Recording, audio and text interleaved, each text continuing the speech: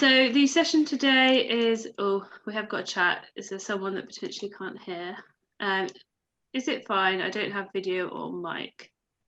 Yeah, so if you can see the screen or if you can hear, that would be great, but we'll share the recording after if anyone's having any issues, but as long as you can hear me, that's great. So today's session, as I said a minute ago, is on analysing intent for search engines, and I'm going to try and explain a bit to you about what this actually means and what search intent is.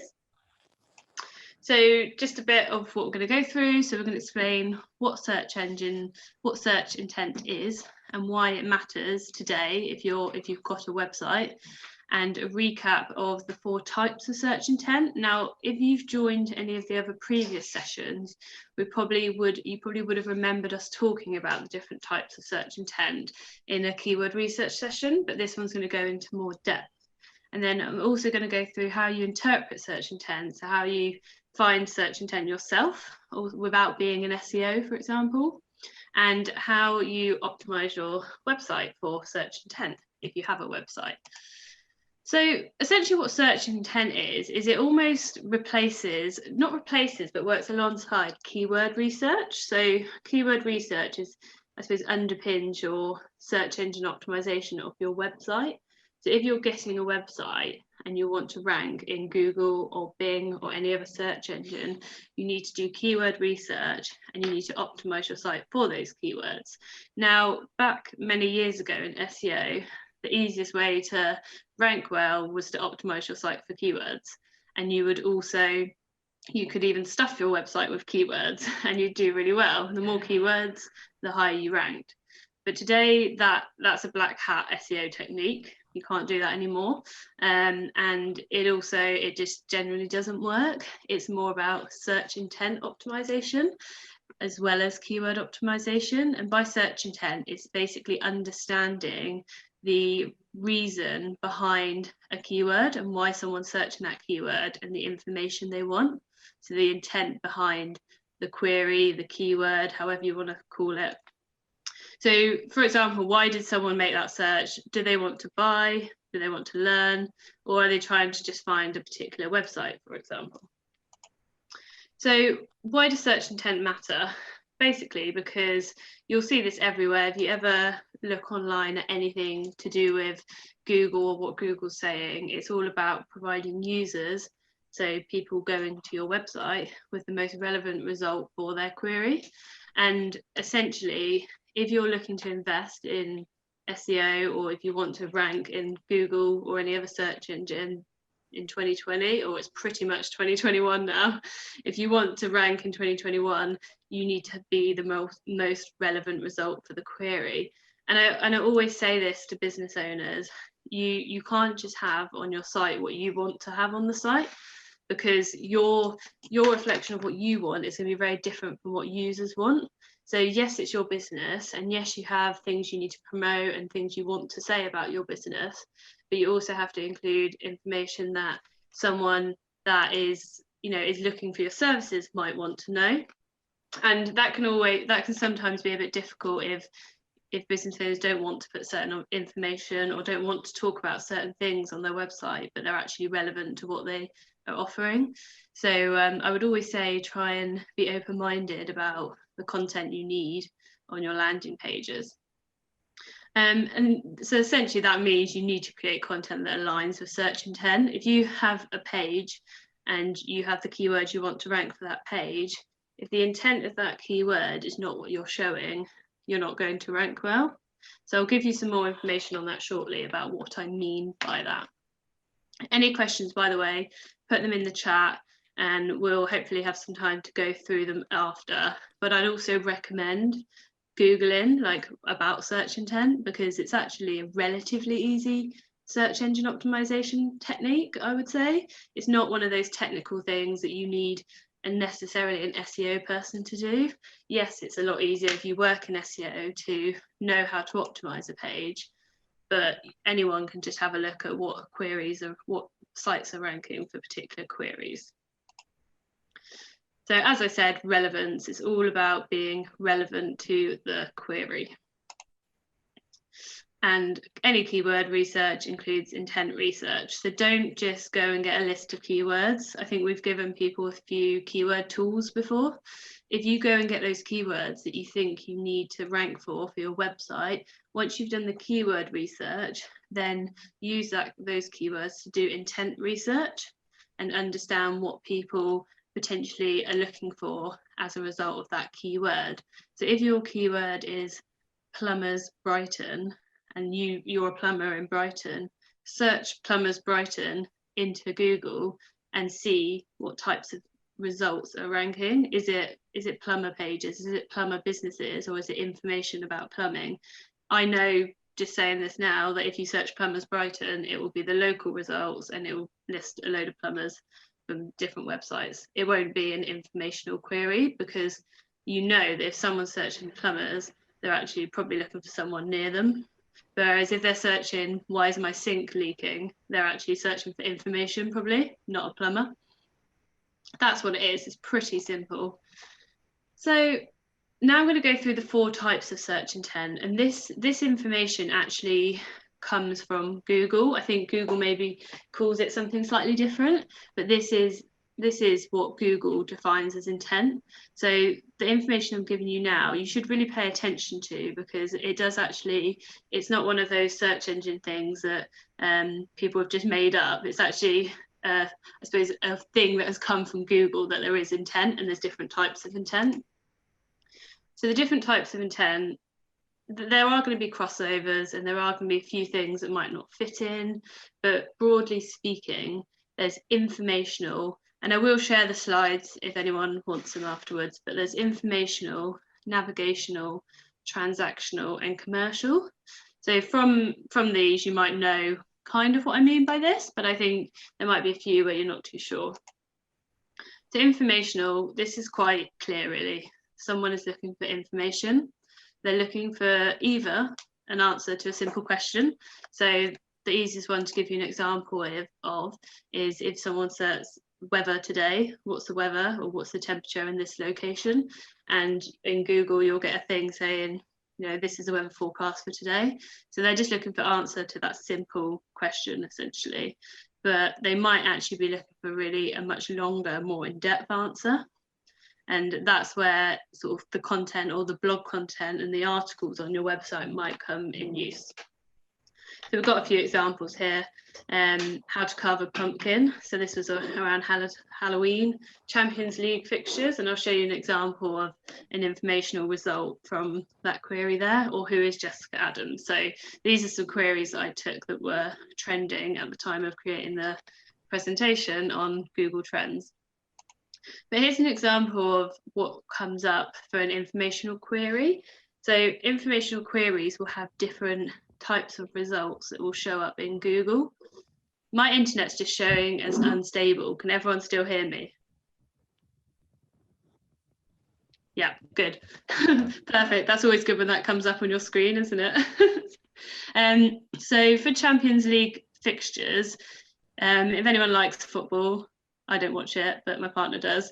But if you do, this is a Champions League fixtures is searched like hundreds of thousands of times a week, but this is the result that comes up, and it's very different from the standard results that you'll see when you're normally searching for queries.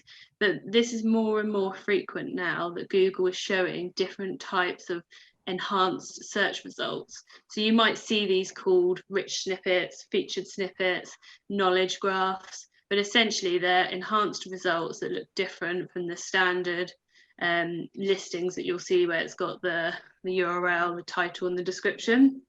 So this is the enhanced result for this, and there'll be other informational queries where you'll see different types of enhanced results. So it might be just a snippet of information, or like a paragraph of information, or some bullet pointed answers. And then navigational intent. So that's informational. If you have a query, if you have keywords that you want to search, and if you're a plumber and you find keywords related to plumbing, search them in Google and see if they are informational, or see if they are navigational, transactional. They'll be informational if they're sort of informational pieces of content. So if they're listicle articles or how-to articles, for example. And then navigational is someone that's looking for a specific website. So you might think navigational was location related. It's not. It's actually someone who's looking to go to a particular website. So for example, if you were looking to go to the Nettle SEO Academy page, that's what you would type into Google. So you know where you want to go.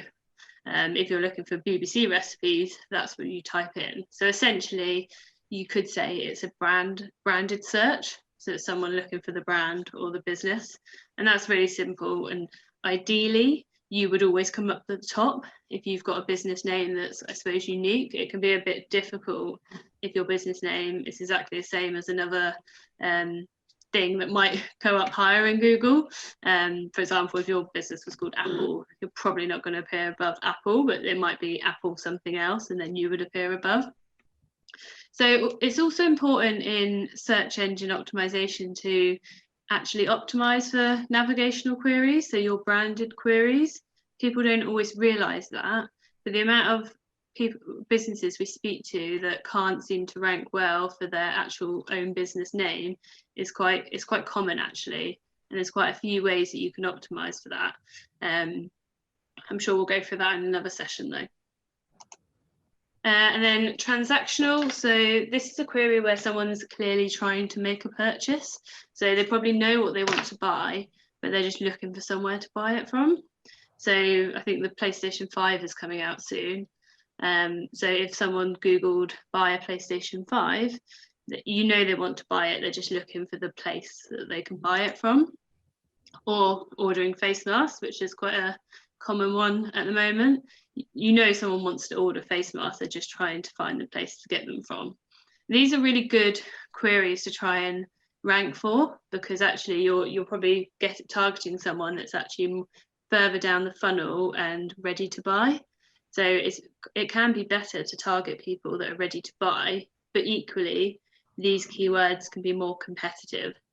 So if you are quite a new young business with quite a relatively new website, it might be that you try and target the informational keywords, so the questions where you'll have your blog content, but then you'll actually work your way up to optimizing your main landing page. And your main landing page, by that I mean your product page or your service page. So if you offer print services, you would have a landing page called print, and then if you also offered branding, you'd have a landing page called branding. So in the different service pages, that's where you can optimize for these transactional keywords as well.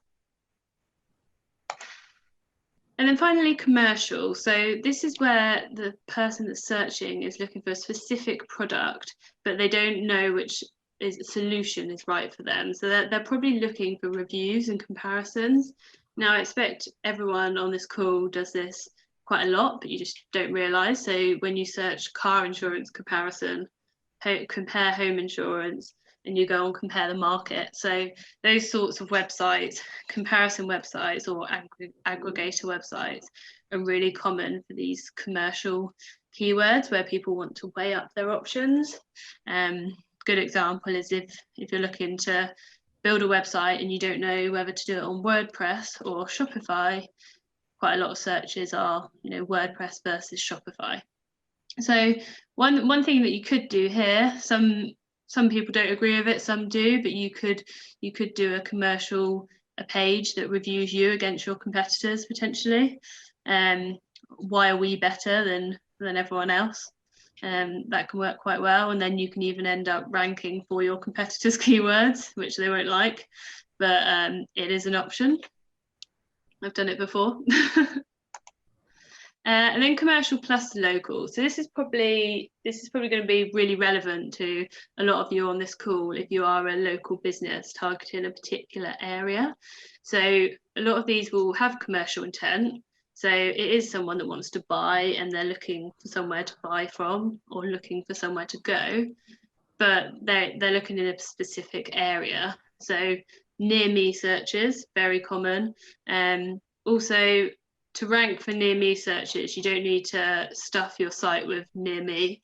The way near me works is a bit different because Google knows where you are. So, but if someone's looking for best restaurants in Cheltenham or electricians near me, they're probably looking to get an electrician out, but they're just trying to look for one near them, so they're comparing their options. This is where reviews come in. I don't know if anyone's seen, but Google is literally putting adverts on the television every night at the moment about Google reviews. So really important. If you watch, I've been watching I'm a Celebrity, Get Me Out of Here, and that's where all the adverts are in between. So yeah, super important. It's not just us telling you need to get reviews. Well, Google would tell you, wouldn't they? Because it's their business, but it is important. So next we're going to go on how to interpret search intent. So this is how to understand it, how to see what the search intent is of a keyword. So now you know what different types of search intent is. Now it's how you see it. And this is actually quite obvious sometimes from the wording of the query. I don't think this is too complicated. It can be when you have certain keywords that have a bit of both intent, which we won't go into that because that gets maybe a bit too technical for now. But here's an example of the sorts of things that people would search for if they had an informational term. So if you search how to carve a pumpkin, or examples of this, or a guide, tutorial, ideas, tips, so any keywords or questions that you want to target that have these kinds of words in them are probably informational, because you wouldn't have a thing that said tips for your garden, and then the result came back was B&Q with like tools for your garden, because it just doesn't work, because that's for someone looking to buy tools or a lawnmower. Whereas if someone's looking for tips for things to do in their garden, it's completely different. So if you've got any keywords that you think you want to target on your website at the moment, if any of them include these sorts of what, why, where, when, how terms, type them into Google with your keyword and have a look at the results, and you'll probably find that these kind of keywords won't show up product or service pages. They won't show up the likes of Amazon, because they're people looking for information, and Amazon doesn't give you information, it gives you products. So they can be really good to target if you're at the start of your kind of search engine journey, because actually they'll probably be quite low search volume, but you're more likely to get the traffic because it's less competitive. But if you do this and you have blogs where you're targeting these sorts of informational terms, make sure you have a call to action and a link to your product or service page from the blog. There's no point driving loads of traffic to your website onto like the blog section where you've got loads of information, but then not actually telling the user how to ring you or send you an inquiry. So always make sure you have call to actions everywhere. Not too many though. And then navigational. So navigational, again, you'll probably see that if someone's looking to go to a particular company or a particular website, they will have the name of the shop. So if your shop is, for example, Bert's Bakery, if someone searches Bert's Bakery, someone might need to go on mute if that's okay, there's a bit of noise. But if someone searches Bert's Bakery, they're probably looking for Bert's Bakery, so they'll type in the local shop name. Could someone go on, if anyone's not on mute, could they just go on mute so that we don't get the background noise? Thank you. And then brand name. So they'll type in the name of the product, the name of the brand. You might offer products that no one else offers, and you've got a particular name. So one of the well-known examples of something I wouldn't mind having for Christmas is the Velvetizer, which is a hot chocolate machine that Hotel Chocolat do. We've still got some background noise of someone, sounds like they're on the phone. Oh, I think it's Laura. Yeah, it's Laura. Oh. Laura Wills.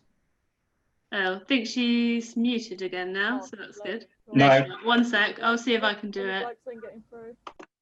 There you go. Well done, brilliant. Yay. Was enjoying listening to that conversation. But yeah, so the example there was a product that maybe only one company have. So Hotel Chocolat have a product called the Velvetizer, which is a really good hot chocolate machine. but they're the only company that have that. So actually, if someone was searching for that, they'd be searching for the Hotel Chocolat product because they know where they want to go. They want to go to the Hotel Chocolat website, or I don't know, maybe it's maybe they sell it on other websites, but they're definitely looking for that product from that brand. And then transactional. So examples of this one, I do it quite a lot. I always hate paying full price, so I search for voucher codes. I still have some friends that I try and get university discounts from, but you'd be searching by, cost, you know, discount code for this.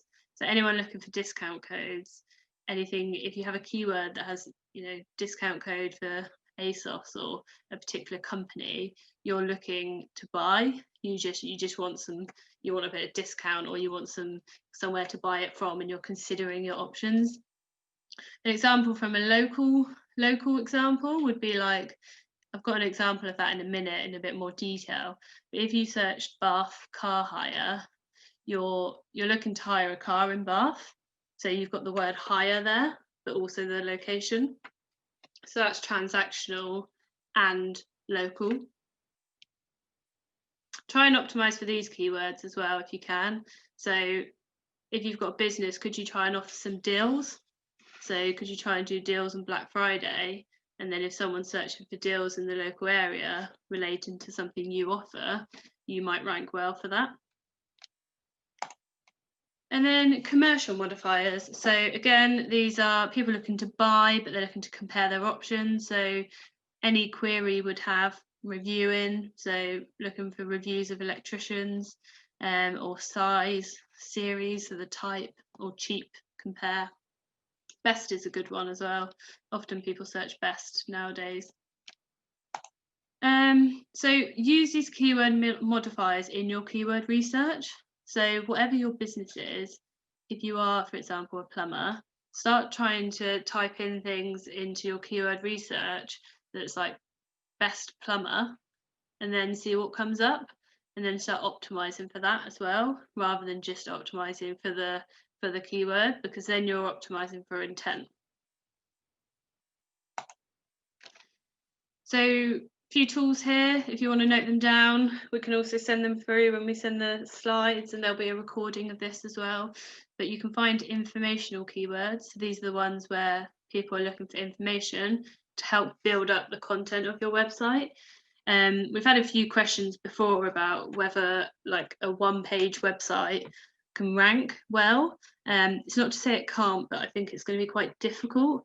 So it's not about the quantity of pages on your site, but it's more about the quality. But I think if you can be posting a few articles or blog posts each month based on questions, queries, anything related to your niche, that would help build up the authority of the website and help you to start targeting intent.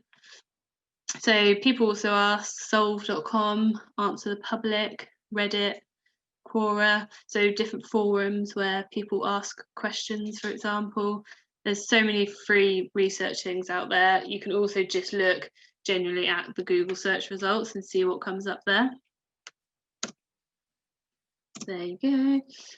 Example here is featured snippets and knowledge cards. So this is an example for an informational query. So where we spoke about Champions League fixtures earlier, the featured snippet or the knowledge card shows up for informational queries. So if you've ever got a keyword that you want to target and you don't know the intent, put the keyword into Google, and if anything that looks different than normal search results appears, so anything with additional information, it's probably an informational keyword or a video. So if you've searched how to, then it's probably a video that will appear. So that would tell me that you need to create video content if a video is appearing for the keyword that you want to target. So it's not always about, the content isn't always about what you're writing on your site. You might also need videos, imagery, anything else depending on what your business is. Then, for example, transactional intent, these are sorts of things you might see. So someone searches cheap iPhones or PlayStation 5 games, you'll probably see these like shopping carousels. which are definitely more frequent now. You'll also see these as sponsored, so paid advertising. But anything where it looks like it's got different products or different companies that you can buy for, that will be a transactional keyword. Only really relevant if you offer products to buy on your website. If your website doesn't sell anything directly on the site, I wouldn't necessarily say some transactional keywords are worth it. But if they're transactional keywords where people can give you a call, you might be able to target that. I suppose this is just a point to make, which I made earlier, is that it's not always clear what the intent is. And I'll show you an example here. So if you search life insurance into the search results, the first result you get at the top is this, where it's an informational result, but it's also transactional, because it's giving you some information there in the little snippet box about life insurance and what it is, but it's also, the title has get a quote, and it's also a company that's offering life insurance. So it's informational, but there's also here's a bit of information about life insurance, come and get a quote from us. But their main landing page about life insurance will probably have loads of information, because also life insurance is quite a considered purchase. So it's not always that clear. And then you have, for example, the second result, which is Aviva, which is also transactional, because it's like quotes from £5 a month. But then you can see that in the site links, which are the little 4 blue links below the Aviva result, if you can see this, there's a what is term life insurance. So they've then got informational content also about life insurance. And then the result below that is compare the market, which is obviously allowing people to compare. So that's actually commercial sort of intent. So people are looking to reviews, comparison, looking at their options. So it's not always as clear cut, but sometimes it's a lot easier to look at the different results that are appearing. I hope that makes sense for everyone, but please have a go at it yourself for your terms that you want to target. So there's I'm going to give you a few tips to optimize for search intent here that you could probably go away and have a go at. I don't think you need to really be an SEO person to be able to have a go at doing some of these things. You just probably need a bit of time, which many business owners probably don't have. But the first thing is to try and map your query to what the likely intent is. And I've got an example here of what you could do. So you could just have an Excel or a Microsoft Word, a document open, where you put the query in of your business or all the keywords that you think you want to target, and then put the likely intent on the right-hand side. And you can probably try and map it and then go into Google and actually see if you're right. So if the query is Bath car hire, I just using my initiative, I think if someone types that, they probably want to hire a car in Bath. So I'd put that there in that likely intent field, and then I'd go to Google, type in the keyword, and see if all the results are showing are websites that you can hire a car from in Bath. That's really quite simple as that, really. I've won Get Candy Crush game, so that search, someone probably wants to install the game. If you've got questions, so an informational question, what is my BMI? That person probably wants to calculate their BMI, and I actually did that example. So I typed in what is my BMI into search engine, and the top results were BMI calculators. So if you're trying to target what is my BMI, an informational article isn't going to be enough. You need a calculator on your website probably if you want to rank high for that. So it's worth exploring what results are showing for your keyword, because if it's not something you're realistically going to be able to target with just a short landing page, it's probably not worth targeting, or it's worth thinking if you could get the budget to try and target that and try and put some money into creating a little tool or a video on your website. A lot easier ones like plumber near me, that's quite easy. Someone's looking for a plumber essentially nearby to come and fix. And then best restaurants in Bristol, so they're obviously looking for a good restaurant in Bristol. They're not looking for the lowest rated restaurant in Bristol. So that's a simple way, is just map keywords to your intent of what you think it is. And this is essentially just an add-on to keyword research. It's not just getting the keywords, it's getting the intent of those keywords as well. And then the other thing, which I previously said, is typing the keyword into Google. Really, really simple, but if you want to nail search intent, you need to analyze the top ranking pages. So you need to look at those top 5 pages in Google and see, firstly, what the pages are. So what websites is it? Is it brands? Is it competitors? Is it loads of local websites offering certain services? And then actually look at those websites. So click on the websites, look at their headings, look at the content they have on there. And I have an example in a minute of where I would compare a site that's ranking high to my site, and you'll see that it's quite clear to see why some websites rank over other websites. But essentially the intent of the keyword, once you've got that, should dictate the content you have on the site. So you actually should do that before you create landing pages, because otherwise you're just creating the landing pages without even knowing what needs to be on there. It's just what you think needs to be on there. So if it's informational, you probably need to have a listicle. A listicle is like something like 7 top tips. And then you have you go through them 1, 2, 3, 4 of all your different tips. A long form article, so anything maybe 1,500 words up to. Blog post you might need, or how to. You might need a video to target that. Transactional, you will need a product or service page. If you offer a product or any service, create a landing page for it and optimize it for transactional intent. Navigational, so that would be a brand page. So I think I've touched on this before, but it's really important to have those trust pages on your website. So if you don't have it already, have an about us page, have a contact us page, make sure you have an optimized home page that details what you do, who you are. Make sure you have a terms and conditions page and a privacy policy page. It's like the basic pages that you need to have essentially a trusted website. And then commercial, so there you might need some comparative articles, some reviews pages. Reviewing your product against another product would be really useful.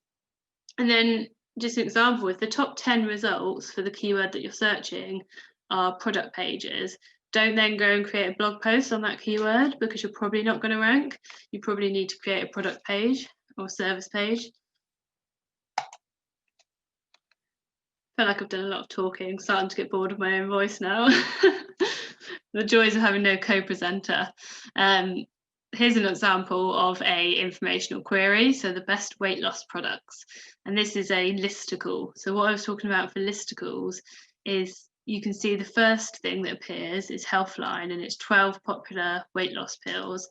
And then you have other results. You've got 23 best supplements. So that's a kind of listicle. But then you've also got other informational random things like guide to weight loss pills. So when we were talking about the keyword modifiers for informational, they were things like guide, for example. This one's also a bit of a mixed intent keyword, because you have all of these 12 weight loss, so informational terms, but then you also have Amazon in there, and you also have Boots, who are selling weight loss products. So this is where it can be a bit of a struggle. What I would recommend is that if you do have a keyword and it looks like there's different types of intent, try and optimize a page for the one that you think is most important, so the one that you think is more prevalent, rather than trying to kind of mix it too much. Like, there's no reason why you can't create blog posts, but also create a landing page for weight loss products, because then at least you're covering yourselves. And then you can conduct a mini content gap analysis. So once you've got your keywords, you know the intent of the keyword, you know what's ranking well, you need to look at what is different for that website that's ranking versus your website. Little example here. So for example, we've got different columns here. So the query, Bath car hire, the intent is transactional, because someone wants to hire a car in Bath. And this is my website was position 9, and my website had a heading that just said car hire. And then my website also had a few pictures of some nice shiny cars, and it had some prices, and then it had an inquiry form. Great, like got everything you need there, surely. You got the price, you got the picture, you know what you're getting, and you can inquire. And I would think, okay, yeah, that's great, that's all I need. But then I look at the search results and I'm like, okay, position 1, the heading is actually bath car hire, which is probably more relevant. And then you have this other website actually has an online booking form, whereas my website only has an inquiry form. And just thinking as a user myself, if I'm looking to hire a car, nowadays you just want to be able to do it online. You just want to be able to do it rather than just send an inquiry. I'm not saying that's the case for every service, but for this kind of service, I think it is. So this might not seem like SEO to you, but I would say that if you're a car hire company and you don't have online booking functionality, you're probably not meeting the intent of users, which then you probably won't end up ranking that well. And then also this website, position 1, actually has reviews on that page. They have third-party reviews that are linked into the page. They have the prices, they have a comparison table, which is great, and they have FAQs. They have like a video as well with more information. They have tips for hiring a car in Bath and things to do in Bath. So they have way more information, but bearing in mind the most important things are at the top. So you probably don't need to read loads of information about things to do in Bath if you're looking to hire a car, but you never know, it might be useful. But if someone just wants to book, the booking functionality is right at the top in the header. The example that ranked position 1, I think, for this was kayak, and you literally just land on their website, and before you even scroll, there's like a booking form. It makes it really easy. And then the same for like position 2 and 3. So they don't have quite as much, but they have more information. So all you need to do is just simply do a little map of like what content is on the other pages that's not on yours, and then kind of work out, okay, well, what am I missing? Like, why am I not targeting the intent that these guys are? And then you'll probably be able to go, okay, well, I probably need these stuff on my website, and then brief that into, for example, the Nettle team, or do the content yourself and ask them to upload it onto the site. So that's really easy. Content mapping, mini gap analysis of what another website has that you don't. Simple competitor analysis. And then you can also look at people also ask questions. So these are essentially the little boxes of information that when you write something into the search engine, it says people also ask. And if you searched BMI, you can see what the questions related to that people ask are. And then that might help you understand the content that you need to create on your website. And a little tip here that you can do is if I clicked on the down arrow for how do I calculate my BMI, it would then give me even more questions. So then you can get even more questions and then optimize your site to answer those questions. So people also ask is really, really useful information as well. And actually, if you are creating blogs on that kind of content on your website, the people also ask result on mobile actually appears above the standard search results now. So if you can get the result, get the ranking for one of these, you're actually technically higher. So they're really useful to try and rank in these as well. And then final, 4th thing is to plan and then build your intent-driven landing pages. So just to recap, product or service page, you need to optimize that for commercial keywords. Blog article, you need to optimize it for long tail informational queries. Homepage, you need to optimize for your brand term, so whatever your company is called essentially.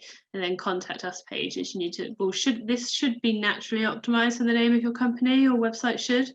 If it's not, then I'd highly recommend to do that. One thing I would recommend is to try and avoid keyword cannibalization or intent cannibalization. And this is why mapping a page, so a URL, to a keyword is important, because if you have loads of pages trying to target the same one, Google would probably just say, do you know what, I don't even know what you want me to do, so I'm just going to leave it and not rank any of them.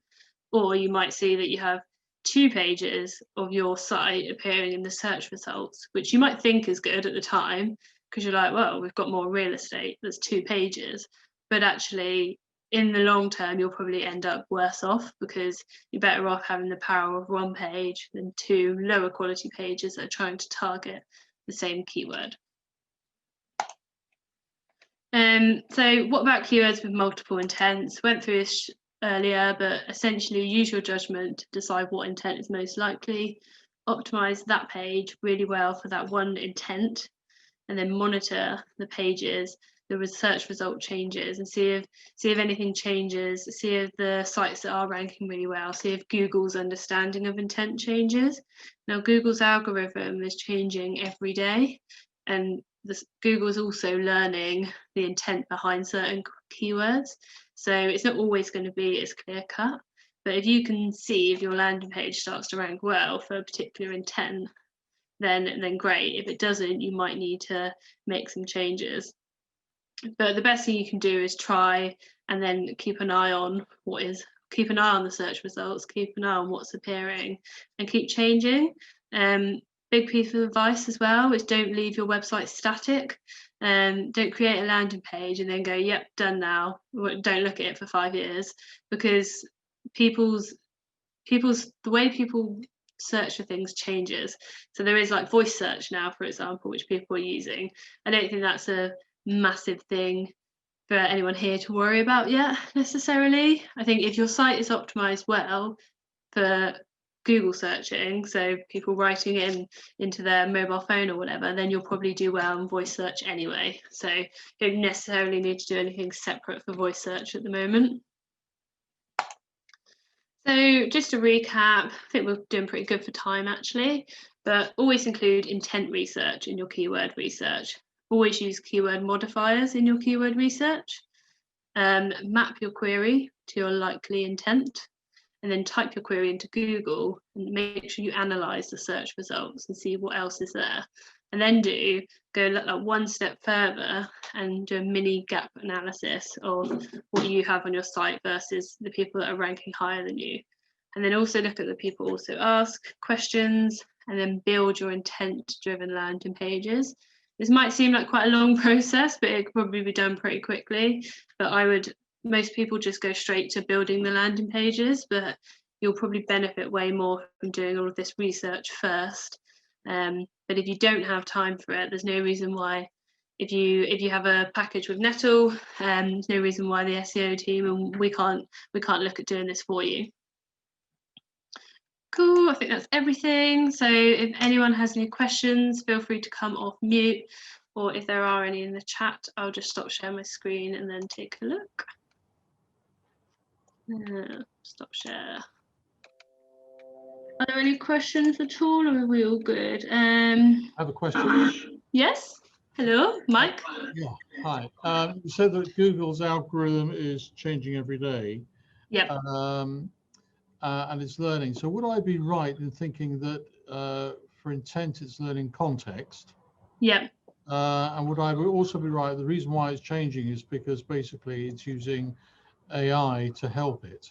Yes. So it's called natural language processing. So it's essentially learning the meaning behind what people are searching. So it's quite technical, and it can also do like sentiment analysis. So it can also kind of understand the sentiment behind what people are searching. So yes, it is. It's using very complex and detailed algorithms and artificial intelligence, essentially. You're right. Thank you. It's all right. Any others? Oh, I keep having customers calling me.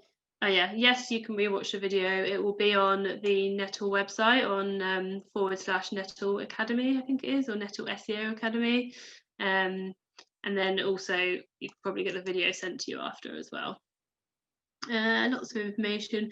Would you recommend the same for PPC? Yes, intent research is really important for PPC as well. If not, I wouldn't say more important, just as important, because ultimately if you're paying to get someone to your website, you really don't want to get the intent wrong and then get them to come to the website and actually it wasn't what they were looking for. And also for PPC, you have something called quality score, which is the quality of your landing page versus the keyword that you're trying to target. And if you're not meeting intent, then your quality score will probably go down, and then you're probably less likely to appear when there's the auction, to appear for the keyword. So yeah, really important. Try and, with PPC, you can also target those commercial keywords. You can target people more likely to buy, and that might be more beneficial. Might be more expensive, but if they're more likely to buy, then they might be the better person to target if you really want the money. Hi, can you get any stats or info on search intent from Google Analytics? No, unfortunately not. So search intent is kind of, I suppose you just have to understand, it's more just keyword stats. So whatever your ranking is for keywords, or whatever the search volume is for a keyword, that's kind of, and that's not from Google Analytics, that's from your Google Search Console. From analytics, I'm not sure there's anything you can get from intent necessarily in analytics. What you can get is the engagement information on your website. So you can get the amount of people bouncing off, or how long people are spending on your site. And what would be really useful there is if you have a landing page and the bounce rate, which is the amount of people going onto the page and then leaving straight away, if your bounce rate is like over 90%, those people probably aren't getting the information they need. So you're probably not targeting intent. So while I say you can't get intent stats, you actually can in some respects, because you can get stats that show you that you're probably not meeting what the person wants. So if they're only spending, if it's a really long informational article, so say it's like 2,000 words, but they've literally spent 10 seconds on the page, you're probably not meeting the intent. So you can get information, just not necessarily specific. Intent is one of those things that of SEO where you can't actually automate. It involves humans actually having a look and seeing what the search results show, for example.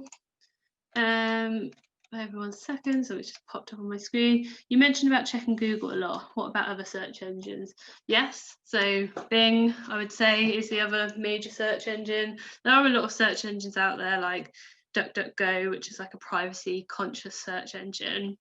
The reason I say Google is because Google has around, I can't remember, it's like 80 or 90% market share in terms of searching, and whatever Google does, it's pretty much the same principles for other search engines. So if you follow Google's principles, you're pretty much following search principles. But there are tools that Bing has as well. So you can use Bing's tools. I think Bing, it depends on your target audience. So Bing might be more of a older audience potentially. So the kind of potentially like the 65 plus, but that's just what I know from sort of seeing different stats. But yeah, definitely worth. Bing might be something as well if you're looking to do PPC advertising, but Google's quite expensive. You could try and do Bing because it might be a little bit cheaper, but also do really good results. So yeah, definitely look at all different search engines, but I would just say, without complicating things, basically principles of optimizing your site and user intent optimization is the same across search, really. It's across any search. Like if you're searching for anything on the web or on your mobile or anywhere, it's the same principle. Thank you. Great. I hope that was useful. I hope it wasn't too technical. I don't think it was. So we'll send everything through, and I'd urge you all to go and have a look at the intent of your keywords and see if you're actually if you're targeting intent effectively. Thank you. Lovely. Thanks a lot. Bye.